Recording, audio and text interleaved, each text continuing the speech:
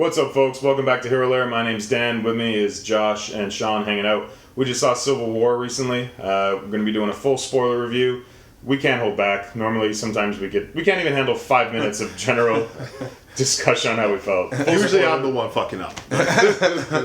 Full spoilers from here on out. So, general thoughts. I absolutely love this movie. It's a great time in theater. Get from a comic book standpoint, and even someone that had read the comic storyline, it gives you that same benefits. Yeah. But it's definitely its own story. It's definitely on its own. But great time in theater. Go check it out. You have to see it in theater. Yeah, I agree. It gives you that same dynamic, that same feel, and you have the two opposing sides, and you have one that's more almost right wing, and then you have the other that is, more of a democratic, egalitarian movement. And I like that. Like, you have that same feel, but yes, again, definitely its own story. And the action was just wow. Yeah. Oh man. Insane. John, general thoughts? Loved it. Yeah. And like Josh and I went to go see it, and we listen to this story. So I got the tickets. I thought it was at 7:45. Josh had a game or something to go to before he came and picked me up. So he was late on top of that. So we didn't get there till like 8:15. We get to the theater, we get into our seats.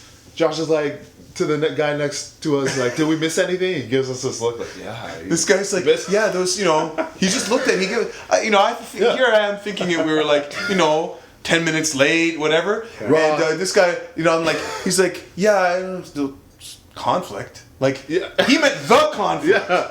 Not some conflict. So, at what point did you walk in? We're like when he's breaking Winter Soldier out. So like Winter Soldier goes crazy, and they're in that like Captain America is able to capture him again. And right. Yeah. So we're like right there. Okay. We're watching this movie. We're like, man, this movie's amazing. It was like nonstop action. Yeah.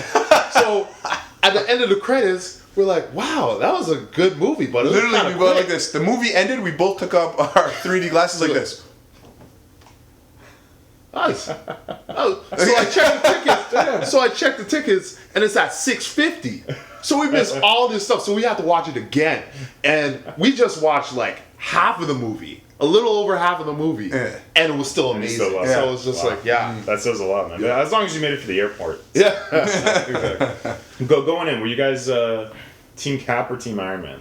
I was Team Cap from the beginning, and leaving the theater, I was even more Team Cap. Yeah. Like, fuck authority. Yeah, same. Fuck rules. Yeah, I was Cap. Freedom. I was Team Cap because it's like at the end of the day, you want us to register.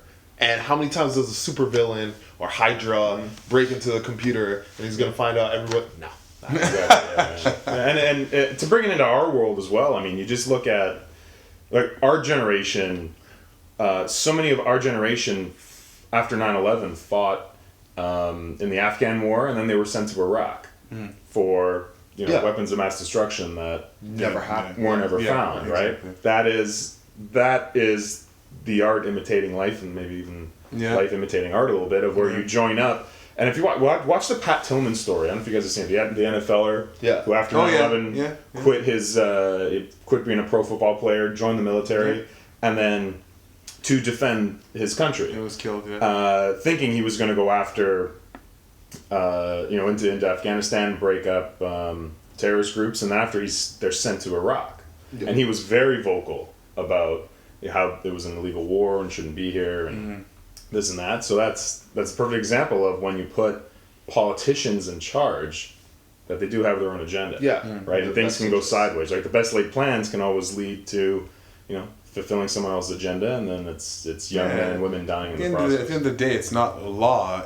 There is some person that as the puppet master, right? And human beings are fraught with error. Exactly. So, and Steve Rogers, having gone through World War II and seeing what happens when regimes take too much power and giving up your own sovereignty to just be told what to do by governing bodies. It's like, hell no, can't do it. What better person to show this than Captain America? Because if you think about, the first Captain America movie, it's like he's this very rigid, he has these belief systems, and he's fighting a war that actually meant something, that everybody was on board with.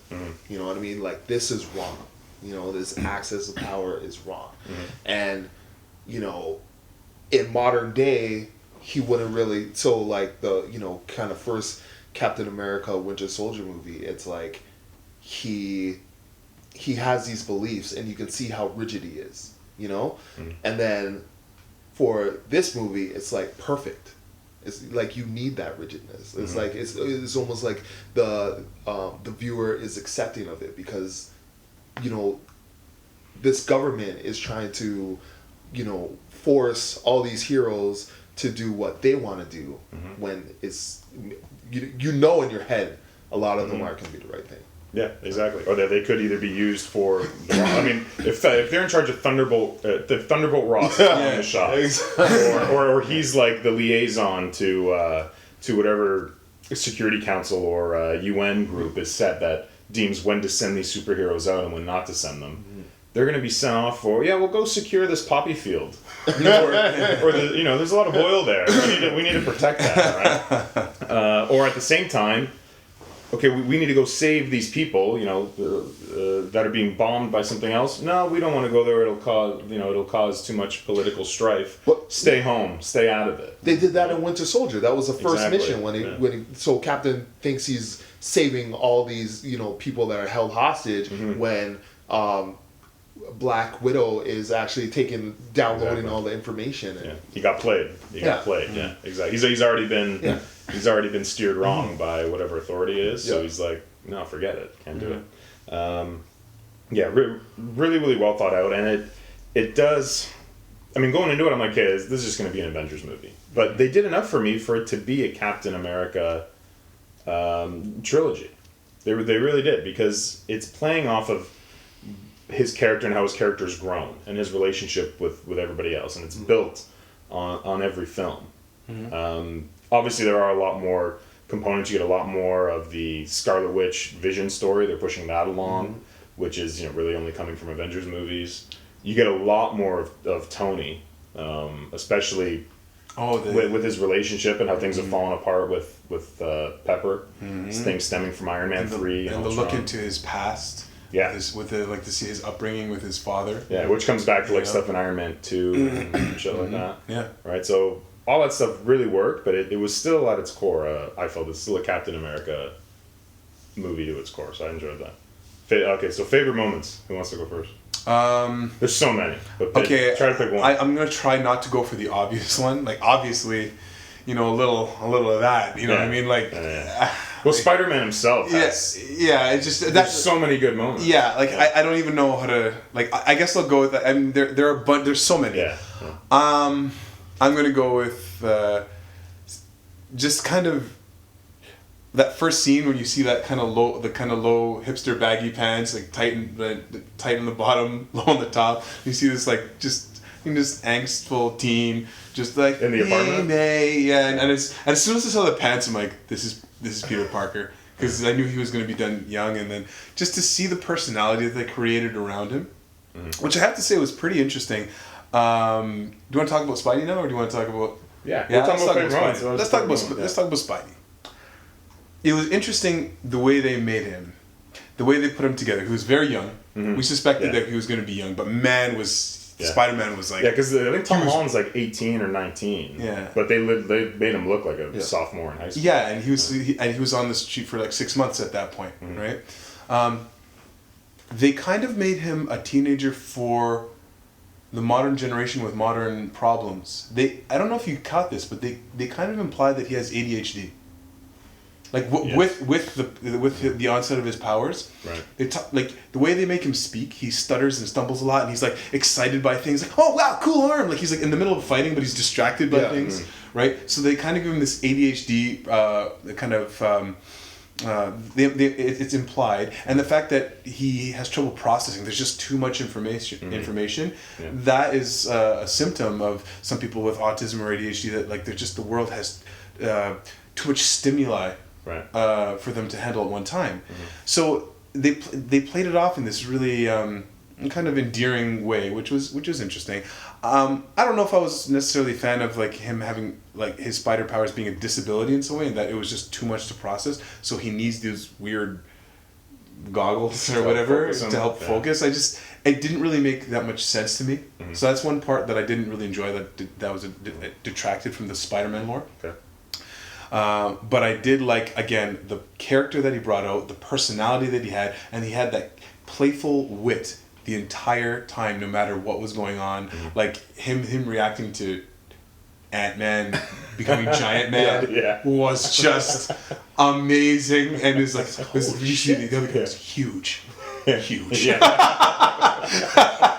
You know what I mean? Yeah, the post-credit scene. Yeah. I laughed at that too. That was or like look at your arm, like just like these, or hey guys, and he's like looking around, and he's talking to people just randomly in his own little world. He's just like a happy kid. So I thought I to see him to move around. I mean, it was fantastic. I really enjoyed that. Yeah, remember that movie, the really old movie? Yeah. The Empire Strikes Back. Yeah. Where'd you get this kid? Yeah, all that was a huge one. Even that whole, like, I think I can watch Peter Parker and Tony Stark just banter in a room forever. Yeah. So throwing a little hot Aunt May. Yeah. That was an interesting twist. I gotta say, that was an interesting twist. Yeah. And then Tony Stark even jokes at it too. So surprisingly hot aunt. Yeah. Surprisingly attractive aunt. Can I? No.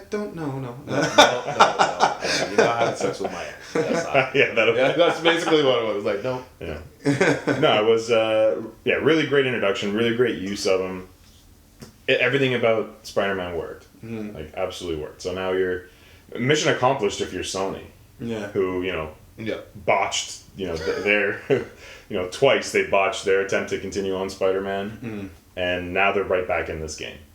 Right now they got new fresh Spider-Man, new fresh universe to build too, and selling plenty of merch, and they're back in this game. And as we discussed in earlier, in our reaction for Civil War, he is based off like Tony's tech and like the whole the squinting eyes or whatever. I just didn't like the fact that I think they created that whole motif just so they could include squinty eyes on the Spider-Man to give him like expression from the old from the comic book and from the old cartoon, just kind of make it like sentimental. Right. I think they created that whole lore just so they could do that, which I think was a bit much, but at the same time, Spider-Man's cool. That works. They'll be able to sell toy masks where you can like adjust it. Great. I'm so happy about that. Hey, if you had a piece of Disney stock, you would be. You want to talk about favorite moment or Spider-Man? I really like T'Challa and introducing the Black Panther. Yeah. And they did it so well, and as a black man, just to see a character that you can relate to. And I mean, they've already had Falcon and War Machine, but it's something like he was regal.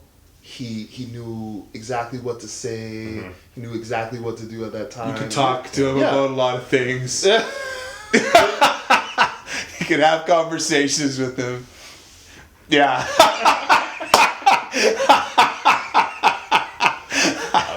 I don't know what we're talking about. I don't know that. Yeah, I'm doing Bill Burr. I'm doing Bill Burr on him now.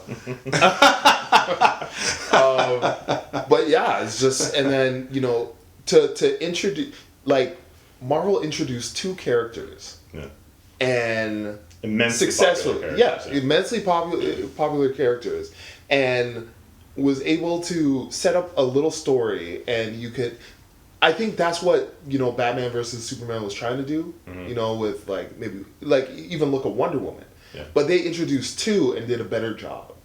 And I like even T'Challa like going to his car and Black Widow's there, and the bodyguard is like move or you will be moved, and it's like in your head you're like, wow, she's challenging Black Widow, but I think she can take her. Yeah. And she's one of, I forget the guard's name that are like it's like a she's group like of security. it's all female security guards. Yeah, and I think this is like I remember it's like a cover, a Black Panther cover, and she's one of the characters. I forgot her name. I know there's videos. There's like really great YouTube videos. I know Mr. Sunday Movie does really great ones, and Emergency Awesome is another good channel that I watch where they break down like all the big Easter eggs. Oh, okay. What they're talking about, and there they do say the name of what the. We don't have answers, but I can at least point you to people Go over there. Yeah, I can point you to people that know what the fuck they're talking about. Yeah. But yeah, they're like that's probably from that security group, which will build off more into the story. Yeah, and Black Panther was kicking everybody's ass. Everybody's ass. It didn't matter if you were Captain America or Winter Soldier, and those are like Hawkeye. Exactly, and those are like the two Captain America and Winter Soldiers. Like in the movies, those people they can fight. Yeah. So the fact that he's like handling them both is just it was his fighting ability was very different. Yeah. If you notice that extremely different. It was like Winter Soldier, Cap, same kind of thing. It's a very similar fighting style. Black Panther was all about like agility and like you knock him down, he's doing a kip up back to his feet. Yeah. He's swinging around. It's almost like capoeira and kung fu, like singing together at the same time. His art. And if you notice, he was actually stronger. You know what I mean? So they both had like that super soldier serum. Now in the comics, Black Panther takes the herb, right, the sacred herb, and that gives them their power, and then he's trained and then takes on the mantle of the Panther. So we don't know, we don't have that explained necessarily, but whatever it is, it's making it so that when he grabs Winter Soldier's robotic arm, which is the stronger one, all you hear is and the gears start to turn, and he starts pulling the hand away and bending. Yeah. So he's actually strong. So it would be interesting to see how they explain that. And the guy's got vibranium armor. Yeah, and he took all the bullets. I'm pretty sure that was a 50 cal. Yeah. Like was it? Because it was a helicopter, right? Yeah. So it's usually, or even like a Beretta 95, whatever that gun is, whatever. It's still massively powerful for him to be just like. Dun, dun, dun. He stood there with zero fucks. Yeah. He wasn't even doing this. Yeah. It reminded me of like Blade when he got shot. He's like, "Motherfucker, you see?" Classic. All right, favorite moment for me is so hard to narrow down, but one of our first reviews that we ever did, video quality is fucking garbage and the audio is terrible. We reviewed one of the first reviews we did was Ant-Man back last year, and all of us we were just kind of meh on Ant-Man, right? I think we didn't hate it. It was a fine enough movie, and we know that it has its fans. We were just like, okay, sure. And we've never, it was a Pop-Tart, right? Mm-hmm. You take the Iron Man kind of generalization, and then stuff in Hank Pym, and then you kind of have the story of redemption, and with a guy with a suit. But when he turned into Giant Man, that was some epic. Looking shit. Which is kind of what I hoped this whole time. Because right after the Ant-Man movie 1, I'm like, okay, well, that was fine. I don't know if I'm ever excited for other Ant-Man solo movies, which they are doing. But I knew he would fit in great with the Avengers because he provides that perfect comic relief. Because Paul Rudd is great. And when you match him up with other Avengers in a fight like this, or even hopefully when he fights other villains, it just adds a different kind of nuance to the fighting style. Yeah, and a classical nuance because Giant Man is just like is that fixture, like he's that one huge immense figure just towering over everything, and it's just it gives this really large spatial classic Avengers look. Like from back in cartoons and watching and looking at the comics and everything else, and they did it perfectly. Like the way he moved. You could tell he had weight. Yeah. Still had comedy. Like the things after he turns giant, Tony Stark is like, is everyone else hiding any crazy secret abilities? So now would be the time. And they did it absolutely perfect with Spider-Man. Using the Hoth reference. The Hoth. Oh, that was so good. It worked perfectly. So that of a movie filled with really great high moments. That one though was something unique that I never saw. In any of these movies. I always wanted to see it, but I was worried that it wouldn't work right, but they delivered 100%. Like there's nothing about that whole sequence that I would change. So I have, and that's a big accomplishment, man. Like that whole airport scene is like 18 minutes. You know, and you never feel fatigued. Yeah. You never feel like it's running on.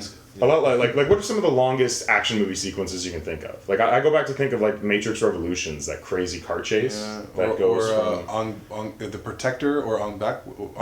No, Protector. I think where Protector. it goes up the stairs. Yeah, it's just like that uncut, was just like Crazy stuff. That's amazing, Yeah. right? But at some point you do hit.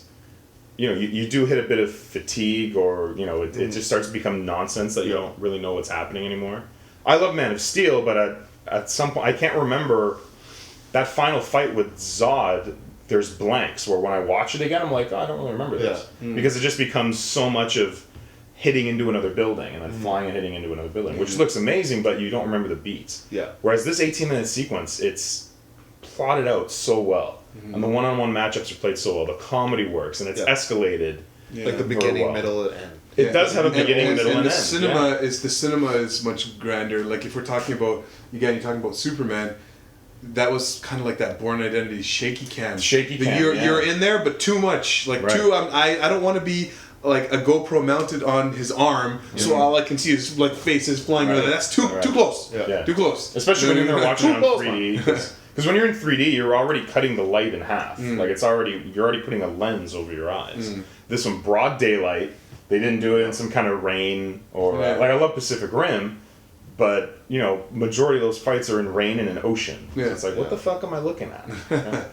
Broad daylight, great camera angles. Everyone had their style. Yeah, it's really a testament. Like to be able to block all that and be able to sequence all the action and then deliver on the animation wise and never get fatigued through it. It's like what I was saying when you're talking about like daylight shots, that brings to mind the Hulk, Ed Norton's Hulk, right? When how memorable is the scene when he's outside and just in the park. The university. In the university. And it's just daylight and just Hulk walking around. Yeah, and he looks great. It's an amazing scene because again, they often hide and mask it with like the Ang Lee Hulk. Oh, the final fight in the Ang Lee Hulk. No one knows what happened. You can't see shit. Yeah. It's underwater against like a sand. No. He's supposed to be the absorbing man, but he's just like sand. Yeah, it's nothing. We can't even. That last scene was just him underwater with glowing lights around him, and no one to this day knows what happened. Yeah, pretty much. No one knows. But even look at the evolution of the CGI, and you can actually have a superhero battle. Remember when X-Men came out, and you were like, "Wait, which one?" The original. X-Men. I thought you meant like the one in when we were original. What was it called? Generation X. No. Yeah, we brought up Generation X before. Yeah. I'll cut to that now. Fox presents a world premiere motion picture from the creators of the hit comic book series The X-Men comes Generation X. They've got the power. They've got the technology. They're the new generation of superheroes. And they're coming to save the world. You can't win. I need some help out here, come on! Get ready for Generation X on the Fox Tuesday night movie.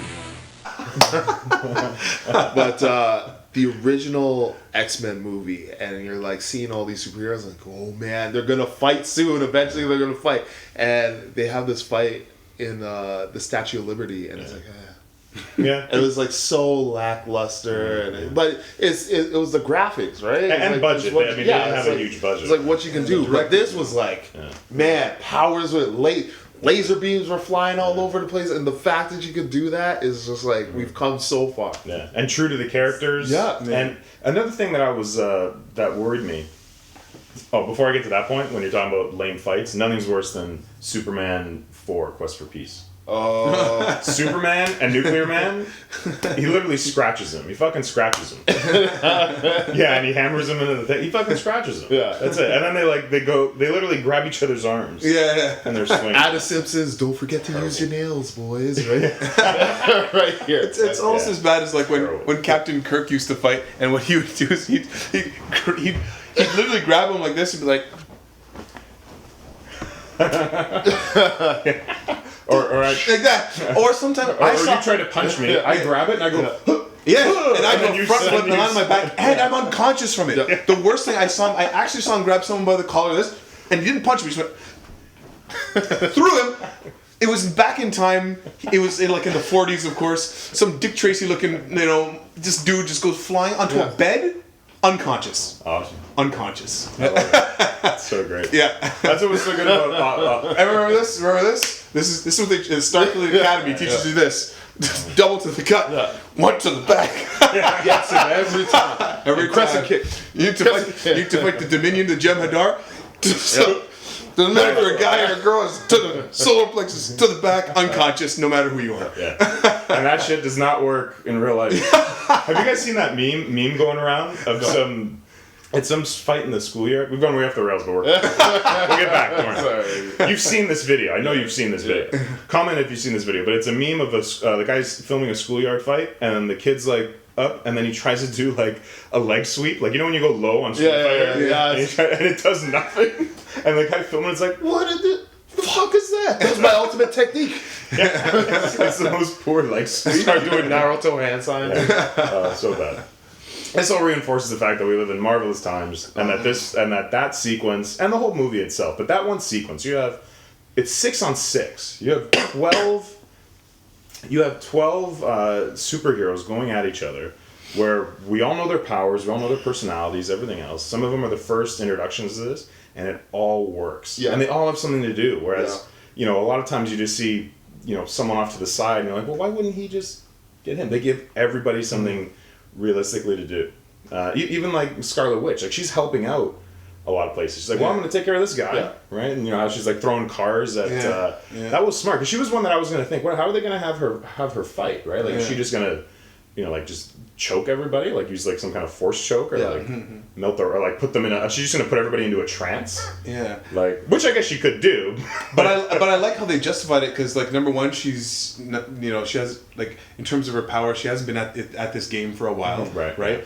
Number one. Number two, a lot of the times in these situations, she's using defense for other people. She's she's in the middle of something, but then she's like, oh, he's in trouble, or she's in trouble, and then and her attention is always divided. Right. So it's hardly ever truly focused. Yeah. So I think that was an interesting way of explaining why she can't just sweep someone right off the bat. Exactly. Yeah. Yeah. Just so smart. I can't imagine the amount of work that went to that, but whoever worked on it, everything, it is perfect, and that may stand the test of time of one of the great, not just superhero action scenes, but action scenes in general. Just the complexity of it. I can watch that. Like a classic thing, like you will always remember the first time we saw the 300 fight scenes. Yeah, you know what exactly. I mean? Something like that. Yeah, it's just so iconic the way it was used, and it went up and up and up and ended at the perfect. I can't say enough good things about it. And it ends on, it ends with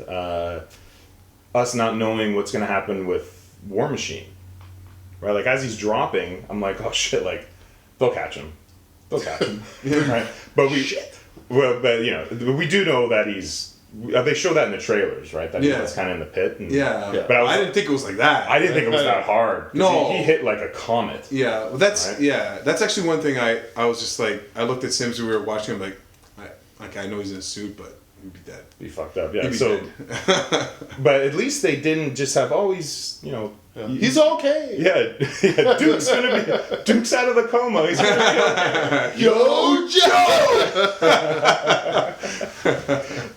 For all you 30 children of the 80s, G.I. Joe the movie, animated. At least they made it. There was stakes to that, because going into this, I was like, are they? When we saw the trailer, I'm like, no way did they just show us the death of War Machine. Yeah. There's no way they showed us the death. But when that happened, I'm like, holy shit, he might actually be dead. Yeah. But to give paralysis, that at least shows some stakes. In the comic book, I was War Machine. Too. Oh, sorry. Yeah. War Machine gets fucked up. He's basically a cyborg now. Oh, really? And so just for him to lose his legs. Mm-hmm. He's lucky that he just got that, right? But yeah, he's like definitely Victor coming Stone. back. I thought you were going to talk about Goliath, because in the Civil War Black comic, Goliath, yeah. he dies. He's Yeah. like the first one that's like the series, because isn't it the Thor clone that kills Yeah. him? Yeah. Yeah. So there's the actual. Well, Thor clone? Yeah, Beta Ray Bill or? No, No, he's because- actually a clone. Oh, okay. Because He was like Operation Lightning or Operation Okay. Thunder. Yeah, because right, Ragnarok yeah. happens. Ragnarok happens, Yeah, so that's Thor right. is like gone, Yeah. and they had an actual clone of Shield him, had Mr. one, yeah. So Yeah. Mr. Fantastic took it from him and reanimated him, and that was like their ace in the hole. Yeah. And that escalates the Civil War, because now that went from almost like a scuffle of superheroes on either side to Yeah. like, holy shit. Yeah. So you kill the friend of everybody. Yeah. Yeah. So yeah, exactly. So that Rhodey getting hit by friendly fire and getting paralyzed is the theatrical equivalent to that. Mm-hmm. Do you guys think someone should have died? Because going into this, that was a concern of mine, because I was like, okay, is this really going to be war, or is it just going to be kind of a battle? Yeah. And then Civil and then tiff. we have to get together Yeah. because Baron Zemo's brought back Hydra or something, right? That's what I thought it was going to be, because I had a great time watching Age of Ultron. I've probably seen it 4 times, but he was not the menace on screen that I think I was sold on in the trailers. He became too much of a quick wit, Wisecracking. wisecracking kind of guy, right? Where I wanted him to be an intelligent Terminator, Ultron. kind of thing. Right. Right? Yeah, exactly. You want it to Very, be Ultron. very menacing. Yeah. So this one, I was like, okay, they're playing it up like it's big stakes. Are we really going to deliver on it? The only way I thought that could happen is by someone dying. We didn't get that, but I still feel the stakes were there. But what do you guys think? Should have someone have died? I want to get your... I don't think anyone needed to die, because again, I think we're looking at a bit of a different scale in terms of, in the actual comic universe, in the Marvel universe, the scale is larger, so you can afford to drop a couple here and there. Here, it's tightened. It's a similar storyline. We're talking, the dynamic is the same, but it's a different storyline, and it's tightened with fewer characters. So it probably is going to be something more akin to, they have a very significant rift, but at the end they do have to come together to combat Hydra. You know what I mean? So because of that, you're not dropping characters, you're just having a good solid reason for them to go head to head, and then maybe come to some kind of, if not kind of a closure or an affinity for one another, at least a ceasefire to go against whatever opposition. So I don't think you actually need a death. I think they played it out pretty well with just showing there was death in the past for Tony Stark, and they used that as kind of like their death catalyst. Right. So yeah, that gives them, at least that ends the that little fueled truce. Yeah. Do you have an opinion on this? I don't think right now they needed to kill anybody. I think they're slowly setting it up for Infinity War that somebody's going to die. I think if anybody is going to be Hank Pym, well, not Pym, but Ant-Man. Scott Lang. Yeah. So because in if you look at the Ultimate Avengers movies, or maybe Wasp too, because she's going to be coming in. But if you, there was an Ultimate Avengers animated movie, and he died in the Wakanda battle. And that's nothing. Thanos is coming. There's going to be a whole lot of people that are going to die. I think they're setting up that, hey, we don't really trust each other, and it's going to be, we have to try and build, a friendship and a team again. But right now nobody had that. I think it's just a setup for Infinity War. Gotcha. It's like you get emotionally involved. Yeah, and it worked. The stakes felt real. The beats of how things escalated, I thought, were planned out very, very well. A lot because we've had so many movies, almost 10 years worth of movies to build to this point. But it really was truly an ideological argument, and they did a very good job on, the Steve Rogers side is easy, right? He lived through he's seen what Nazis did. He's been screwed over by S.H.I.E.L.D., which was actually Hydra.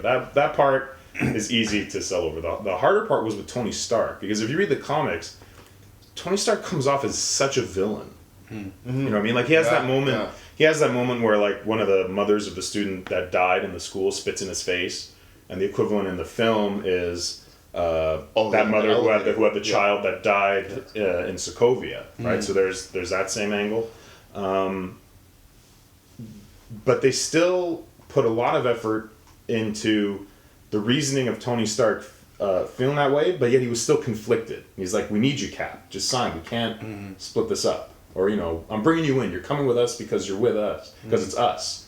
And because he's still that unity. Whereas, and I haven't read the Civil War comic in a while, but from what I remember, it was like, why isn't he not trying to redeem, he was just such a villain in that. He was just such an antagonist of like, no, this is how it is. The government gun. We have to do it. Yeah. Whereas like, no, man, you have such a long relationship. It shouldn't be that easy for you to draw the line. He tried to make They showed the conflict much better in the movie, I feel. Because with the comic book, it's almost like he made the Avengers a franchise. Mm-hmm. It's like he had Avengers in every different state. Yeah. He like completely used the Avengers initiative. Mm-hmm. So, and then it's basically like... no, keep going.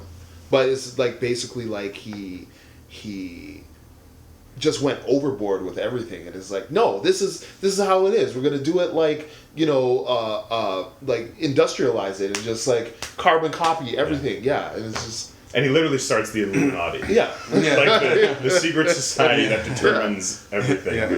Yeah, he was just. He's at that certain, you know, but there's not too big of a difference from like a Doctor Doom. But even as he's escalating through the storyline of how tormented he is, right? Even in the comic book, the Illuminati, Captain America was one of the original members. But when they were saying let's ship off the Hulk, Captain America had a problem with that, and then he got Doctor Strange to wipe his mind. So it's like if Tony Stark doesn't get his way, this is what happens. And I think. They're towing the line a lot better with this theatrical version, where he has the conflict. He admits where he's going wrong, but the way he's trying to atone for it is still not keeping in mind, you know, Cap's side of things. Right? He still thinks he's right no matter what, even though he's trying to atone for how he was wrong before. Yeah. Okay, as awesome as this movie is, it's still not without its flaws. Every movie has its flaws. So, did you a really small one? Did you guys notice like some wonky CGI? In some moments, when like Cap throws his shield and then he comes back, I remember that one. But that one stood out. Like, for me, it was a little bit at the first beginning fight with where like Cap and the Avengers are trying to get Crossbones and stop his team. But a big one that I noticed was anytime when the airport battle starts and Iron Man lands and he pops his helmet off and it's just his bare head and the thing. He's walking. It was almost like his head's kind of floating, and it's not in with the rest of his body. It's like he's. I was looking. I was like, "That's fucking weird." I think also. Or am I the only one that noticed? I think what's exaggerating that effect is that they're purposely. If you really look at the scale, the body is disproportionately large to the head because they're trying to show the size of the mech suit. It's not just like a skin covering on him. Yeah. They're trying to show that. There's like a really thick, dense layer of metallic bulk around him. So when it shrinks back, it's actually the proportion changes. Then he's got a tiny pinhead compared to his body, but that's purposely done. And his arms are too long. So maybe that's just contributing to the awkwardness of it. But I've seen Iron Man half a dozen times on screen, and a lot of that he's got his helmet off. It's never stood out like the way it is, the way I saw it now. Go back and watch it and check out the proportion. It almost looks more like a tighter fit to him. And this one you'll really notice it when the scene when Cap and Winter Soldier, they're out in the Arctic? Where is it? Yeah, Siberia. Siberia, yes. In Siberia, and then Iron Man's there and he opens the door.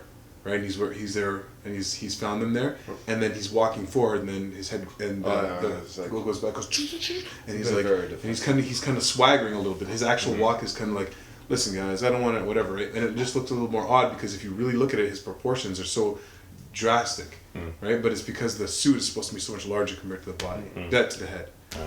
A little bit of the Spider-Man was a little wonky, but not enough to take me out. It was still awesome. Am I the only one that saw the CGI? No, I didn't really have a problem with the CGI that much. Cool.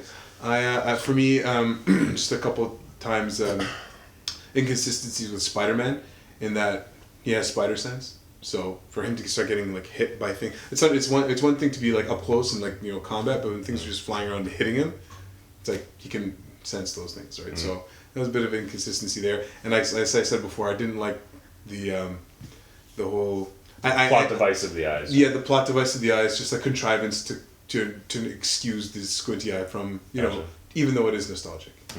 Any nitpicks?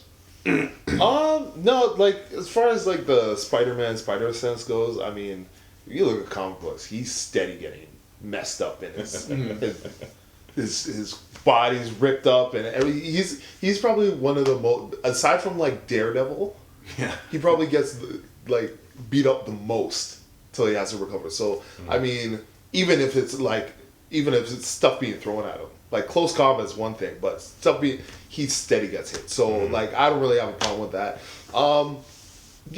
I didn't really have a major nitpick problem with the whole movie. I just enjoyed it. Yeah, it's pretty solid. Yeah, it's pretty tight. Talk about Spider-Man taking his bumps. He gets slingshotted into Captain America's shield. And Captain America pretty much clotheslines him with a vibranium shield to the fucking skull.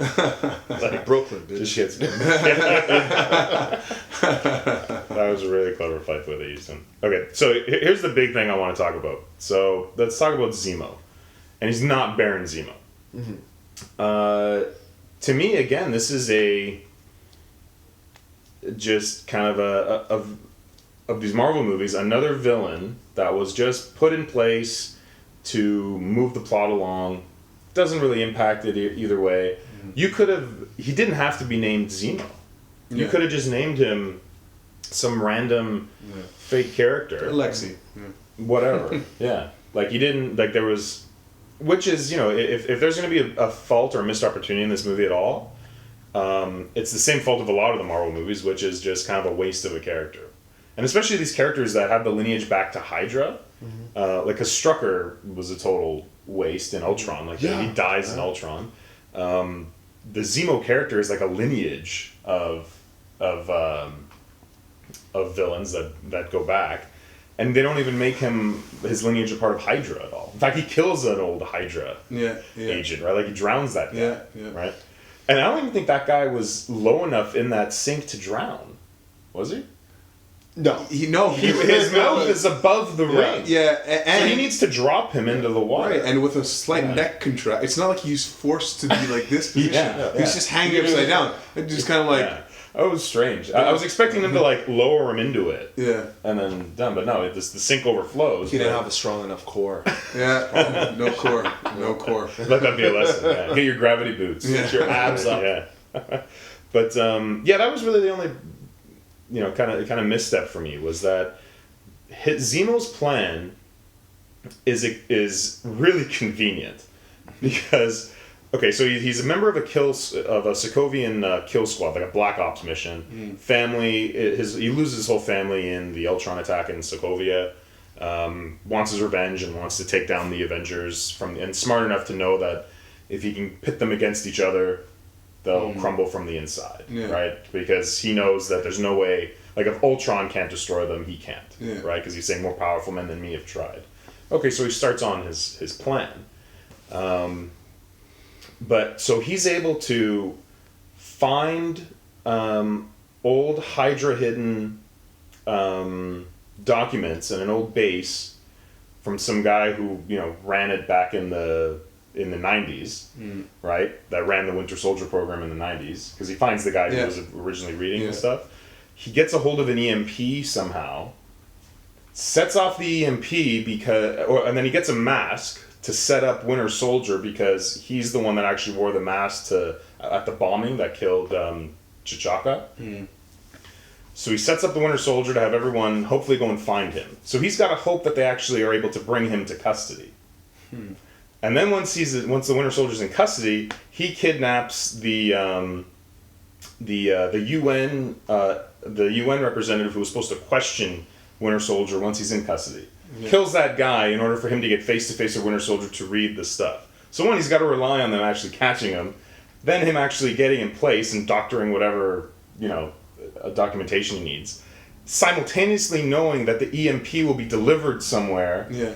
They're just to set it off. So many variables. All in order to get to that Siberian base, to get Iron Man and Captain America in a room, to show him some security tape, which God knows how he got that. How the hell? Yeah, God knows how he got that. How did he know about that? And two, how the hell is there a security camera at the exact point on an empty road, what it seemed, that is pointing at the tree that they hit? Back then, it's not like now. Where it was 91. There was security cameras in 91. Yeah, I know, but not like random cameras like everywhere, right? Yeah.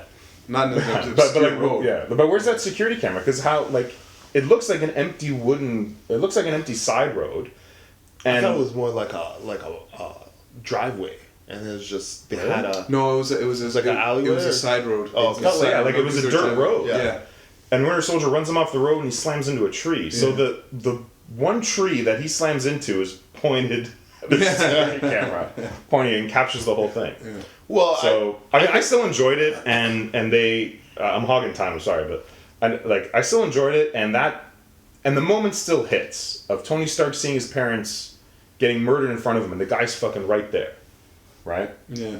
That logically plays into I'm killing you. Yeah. I don't care if you're under control. We're fighting right now. So that paid off for me. It's just really convenient. Yeah, but it is redolent of plot convenience, just as almost as badly as in Ant-Man when the Pym goes through all these hoops to let him get in the suit when he could have just said, "Here's the suit." Yeah. You know what I mean? All those variables. Can you do this? And he test them out. And he set him up to. Exactly. To rob his house. Exactly. It made no sense. Yeah. I think. Okay, the tree and the camera was random, but when Winter Soldier discovered that there was a camera, he shot the camera. He probably got the footage, right? The Zemo just took the file with the code words to reset him to make him obedient. And when he did that, and when he said the code words, and he said, "I'm ready to comply," he said, "Tell me about." He knew the exact date, right? Yeah. And once he knew the exact date, he got a debrief. Winter Soldier probably debriefed and told him exactly where, right? Or not maybe where it was, or maybe where a base, and then he just got everything. Yeah. Okay. Yeah, you make a good point. Okay, so his whole plan is just to get face to face with Winter Soldier somehow, so he could get the debrief. So he can get the debrief. Yeah, but then he still got to rely on getting them to Siberia. Do you think Zemo knows that videotape exists? Why does he specifically ask for that mission debrief on that date, unless he knows that Stark's parents died then?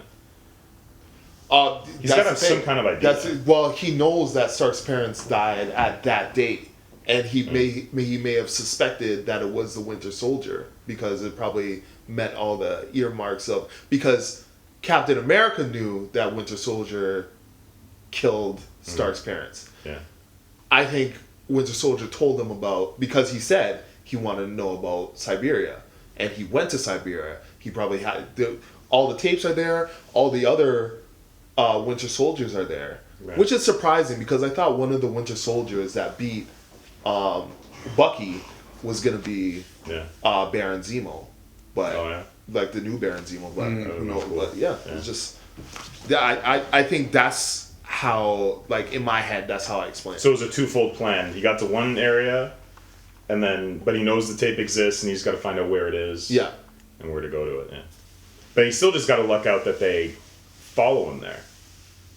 That's true. Because because the only reason they follow him to Siberia is because Bucky says, he asked me about Siberia, there's other Winter Soldiers there, he's going to let loose all these guys, we got to go get them. But at the same time, I forgot the scene, but he's like, they're like, well, how come he's just leaving all these breadcrumbs? Like, why he doesn't know that? Of course he knows that we know that this is a trap.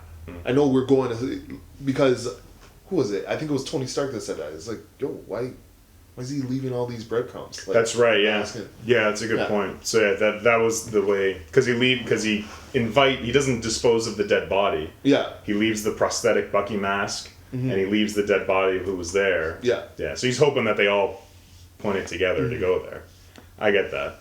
It's just if you were gonna, It's not exactly a bulletproof plan. Is what we're saying here. yeah, like I wouldn't. Like I see how they connect it all. Yeah. But when he's scheming it all, I'm like, this he's is what I relying- want. he's This is where I'm relying- gonna go. This is foolproof. Yeah. You know, like it's This is it. This is what I'm going. But even like I think it was just there was luck because of Scarlet Witch blowing it up, and then they had to do the.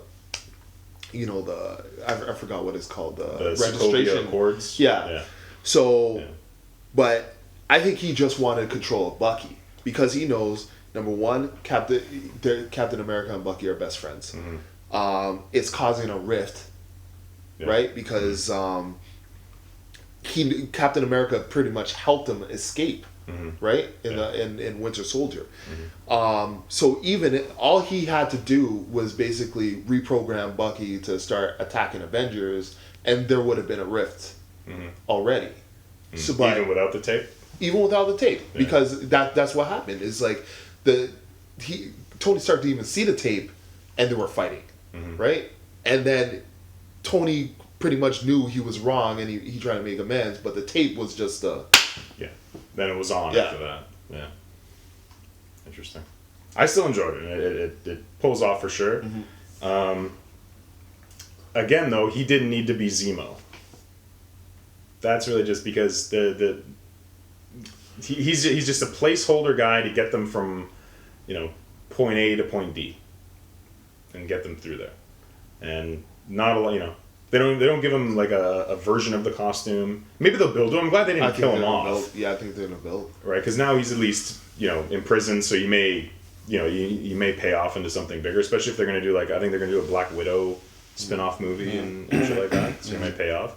But even the guy from the guy that finally questions him at the end from Lord of the Rings, he was like, The you Hobbit. failed. Yeah, the Hobbit, Hobbit. Yeah, and he's like, oh, you failed. Oh, did and I? he's like, did I? Yeah.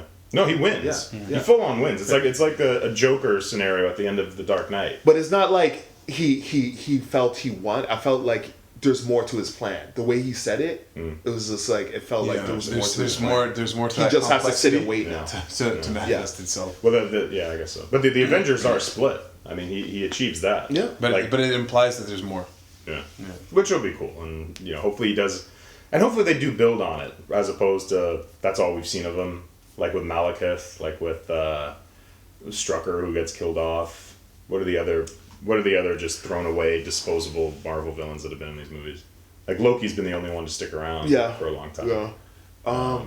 Like Ironmonger gone. Oh right, yeah. Right. Abomination's thrown in a prison somewhere. Abomination's probably in the raft. That'd been cool if they showed Abomination in the raft. Just Yeah. there. Just like let us know Like, that he's still remember? around. Yeah. There was a Hulk movie. Quick question. In the trunk, he opens the trunk. There's this blue liquid. Isn't that similar to the Kree blood that they use in Marvel Agents of S.H.I.E.L.D. that regenerated Phil Coulson and Skye? Yeah, my buddy Tom that I went to see the movie with, he thought that was Kree blood. I thought it was Super Soldier Serum. No, because I feel there's a totally... Because they just use the IV. There's a totally different... Because like Captain America had to get in a chamber, and it was like a light show and everything like that. And this was like Kree blood when like Coulson was going to Tahiti. Whereas and he's just like... Yeah, I don't know. I mean, it is from, well, I mean, when, it is 50 years later. Because that's 91, and when they did Captain America, when they did Steve Rogers as the super soldier, that was the 40s. Yeah. So they might have advanced it to where all you need to do is just now intravenous super soldier serum, and you're good. Could be Kree blood. But what if, Like, how did they do it to Blonsky? Didn't they just... that was giving it to Blonsky and the Hulk. The super soldier serum was still like into the bone or something like that. All that stuff.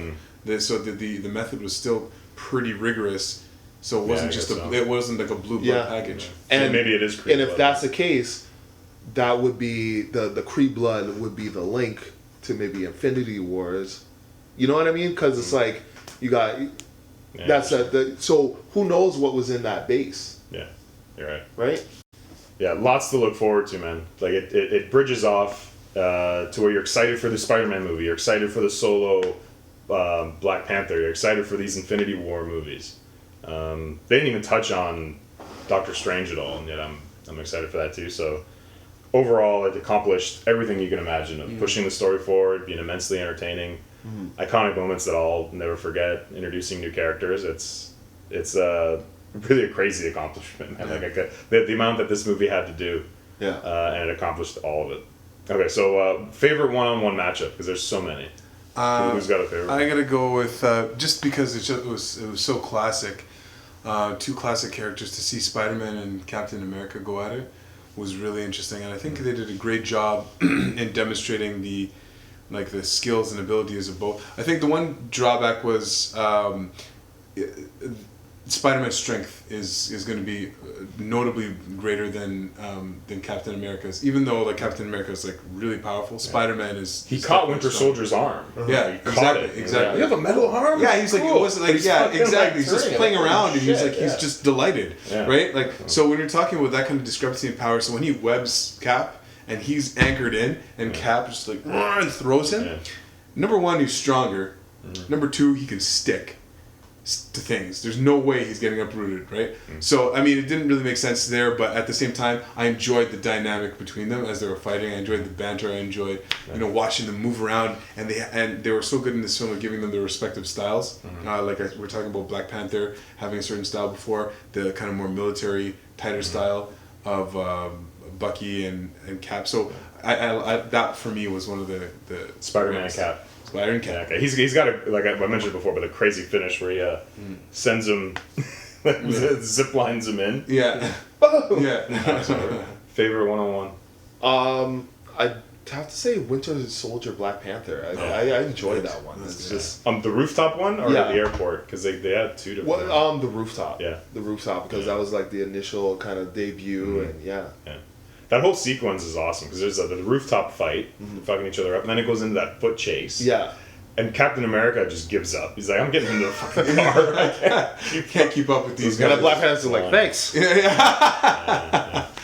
And they have another cool one, because then there's the part where Bucky breaks out. Yeah. He's under the control, and none of them have their shit. Because they've given it to Coat Check. Because in your mind, bird costume. Yeah. In your mind, you're thinking, oh, it's because of the costume. But it's no, I can fuck you up without the costume. Yeah, that was unique. That was cool. Yeah. And they didn't rely on quick cuts where it's obvious stunt double or they're hiding that the actors are there. You never felt the character break. Yeah. Fuck. So many good, but I got a real kick out of it's the easy answer, but it's when they're in Siberia, Bucky's had his arm blown off, and Cap and Tony are fighting, and you get that cover moment of him blasting against the shield, and they just freeze on it. Every movie, that may be my favorite kind of homage, iconic image of all of them. Because you had in the first Avengers, you had the spin around. In Age of Ultron, you had where they jumped when in the opening battle, and they're all kind of flying. That's like a splash page kind of thing. Yeah. But that one where he's hitting the blast against the shield and they come together, I was just fuck yes. How am I here watching this? So that one really paid off for me, and the way the fight was good. It went back and forth, had so much veracity into it, and then in the end he just rips the helmet off and just jabs it into the fucking arc reactor, and then it's over. Yeah. And then probably cover that thing a bit more. You would think. You think it's that important? Bucky's in there grabbing at it, just a little. It's like the Death Star. They just never learn. Yeah. Just put a cover. Well, at least make it a bigger one. Yeah. He doesn't need it to live anymore because after. Yeah. I was wondering if that was a mistake. Because in Iron Man 3, at that time when they did Iron Man 3, they didn't know if Robert Downey Jr. was going to sign again. Yeah. So he went through that magical process to rid himself of all the shrapnel, and therefore he didn't need the arc reactor to keep him alive. Now it just powers the suit, but he would have been dead. You would have absolutely been dead. Yeah. That would have been a more, they're almost lucky that they did that because it gave the perfect out. Yeah. Because otherwise, in order to power him down, you would have to kill him. Yeah. So they lucked out story-wise that they did that in 3. Otherwise, it would have been a lot harder. So then it just become Nomad now, Captain America. Captain America gives up the shield in the comics and he becomes Nomad. Yeah. And here's where I'll cut to his great costume. Yeah, oh god. Oh dear. He's bedraggled. Yeah. I don't think Chris Evans is getting in that. But, I'm excited, man. It leads to, you have Tony Stark setting up his Avengers group, but then you're going to have secret Avengers. Yeah. With Cap breaking everyone else out, and somehow everyone's got to come back because Thanos is going to destroy time and ruin everything. So, awesome. As you can tell, we fucking loved it. We'll watch it another 5 times. We're talking about this a lot. Let us know what you thought of Captain America Civil War. Leave us a comment. Also chime in on any of the kind of questions we thought. Did you like Zemo? Were you appreciative of his storyline? Did it all make sense to you? Was he a favorite villain of yours? Also follow us on Twitter at the Hero Lair. Please subscribe, guys. We're trying to get to 10,000. We're really close. Need all your help to do it. You can follow me on Twitter at DanPhilippeDF. He's Sean Sims. Big _ Sims Twitter. He's Josh Martyr. Josh Martyr. And you can find me for authorship at joshuamartyr.com. Alright guys, we'll hang out with you soon.